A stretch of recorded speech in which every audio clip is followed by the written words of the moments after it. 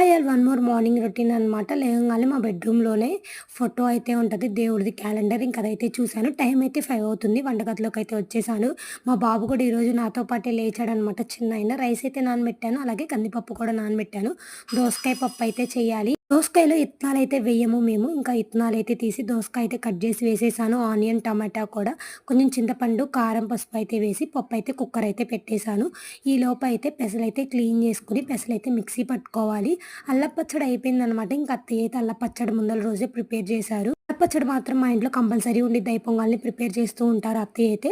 పెసలైతే mixie అయితే పట్టేసుకున్నాను. గిన్నెలైతే చాలా ఉన్నాయి. ఇంకా గిన్నెలన్నీ అయితే బయటైతే వేసుకొని, మంచిగా గిన్నెలన్నీ అయితే క్లీన్ చేసుకొని ఇంక ఇంట్లో అయితే పెట్టేశాను. టైం అయితే 5:30 అవుతుంది. ఈలోపైతే పప్పు కూడా ప్రెషర్ అయితే పోయింది. పప్పయితే దింపేసి ఇంక అందులోనే రైస్ అయితే పెట్టాను. వాటర్ అయితే వేసి కుక్కర్‌లో. ఆ వాటర్‌లో అలా ఎగ్స్ అయితే పెట్టుకుంటే మంచిగా బాయిల్ అవుతాయి. Next part continuation. ఓకే.